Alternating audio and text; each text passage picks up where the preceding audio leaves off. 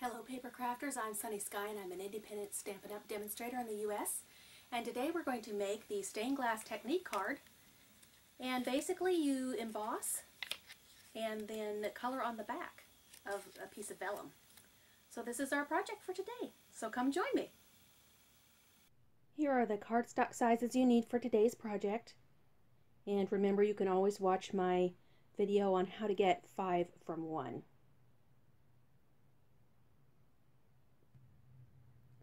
So for the stained glass technique, you're going to emboss first. So I'm using my embossing buddy just to remove the static from the piece of cardstock, any oils or greases from my fingers, etc. Now on a large stamp like this, I like to stamp upside down. And in this case, when we're using the vellum, it comes in really handy. Now this stamp, you wouldn't actually do it straight up and down on the block the way that you might think, but to get it to fit the best, you see that I've got it turned a little bit, like the bottom of the rose isn't straight on the bottom of the cardstock.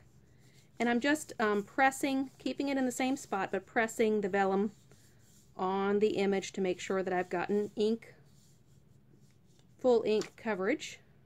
I'll lift that off, get that image out of the way for us, and you can see that Versamark ink, invisible sticky ink, and now we're going to stick our powder in there and get that all stuck to the vellum. Alright, and then I'll just heat emboss this. So I've embossed most of this. You can see where it's shiny and dull. I'm just going to finish it off now. And just remember, when you're working with vellum, that it can burn more easily than cardstock, and so you just want to be careful and not hold it quite so close.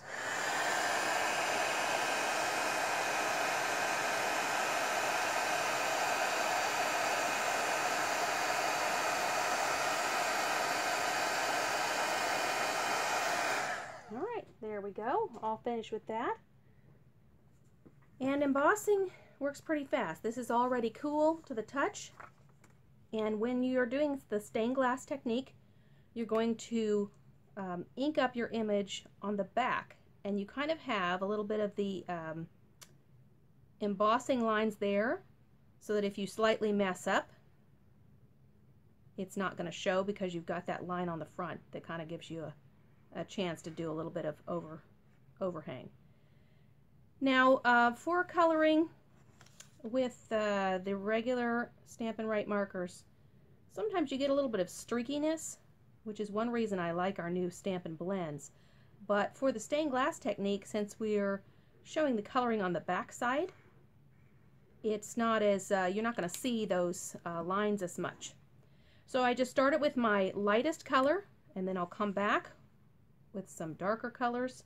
And I just do that so that in case I accidentally go over the line where the other marker is, I'm not polluting my marker. If you have a dark marker and you're going into the light color, then you're not gonna mess up your marker because that lighting will just be absorbed. So I just like to stamp from light to dark, and then I will finish this off. I did have a sample to show you on white cardstock, the colors, and then if you're stamping on the back, you can see that it's not quite as bold. It's a little more subtle when you're putting that ink on the back side. And also you can see the streaks a little bit more in that one. Many times I forget to tell you which colors I used, and I did again today. And so I started with Melon Mambo as my lightest, rose red, real red. I had cherry cobbler out, but I didn't use any on this one. And also some wild wasabi for the green, which doesn't match the Emerald Envy paper we're doing, but this is a subtle thing on the back, and it doesn't matter really if we use the same color. And then I'm going to add some wink of Stella. I'm just going to shake this up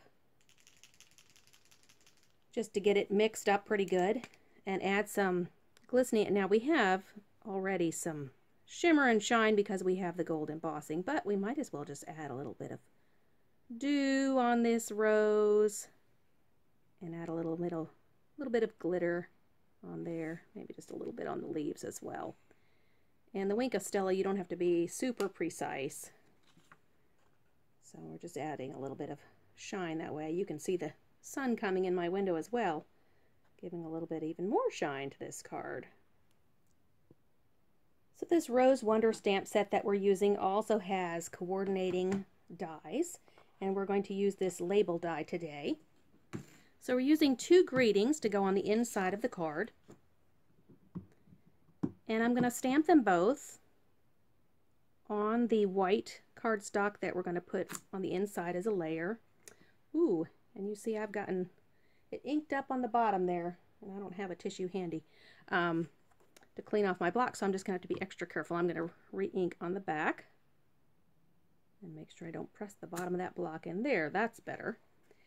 And then I've also got a scrap of Emerald Envy, and I'm just going to re-stamp because we are using the, let me make sure I gave it enough space here. We're using the second greeting. No, I think I did the first greeting on the, yeah, let me do that again. The top greeting, and then I'm going to cut it out of the Emerald Envy. There, I think that's better. Now I've used the rose red again, but on this Emerald Envy, it looks darker. So it almost looks black. But we're going to go ahead and cut that out of the Big Shot, and I'll be right back. While I was trimming that, I went ahead and closed those blinds to get that light out of our way.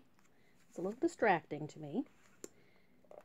And so now we're just going to add this greeting. And when I placed those 2 separate greeting blocks on the block, I did specifically place them with some space apart so that I could stamp them and not have to remove them from the block to do the double stamping there. So then we're going to go ahead and take our full card, and we'll go ahead and we're going to put this, oops, take my lid off there.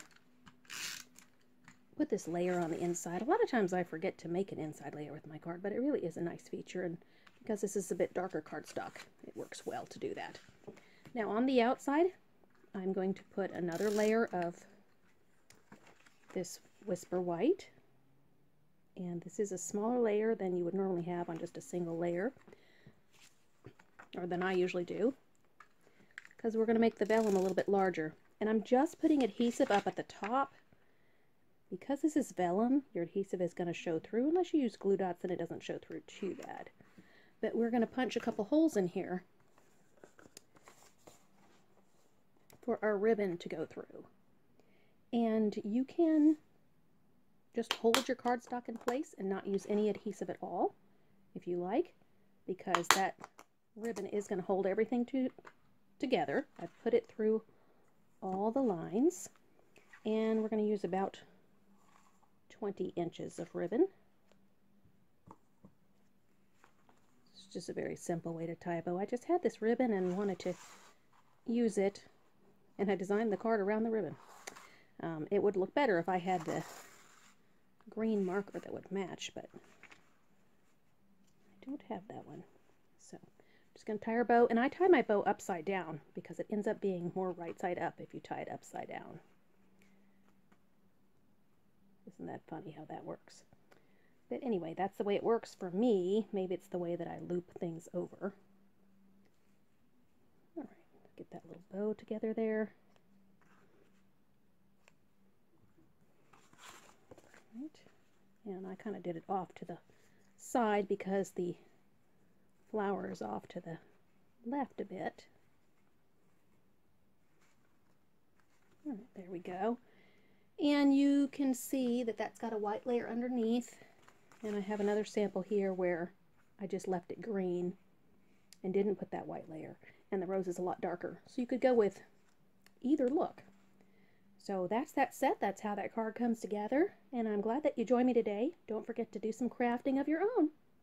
Bye-bye.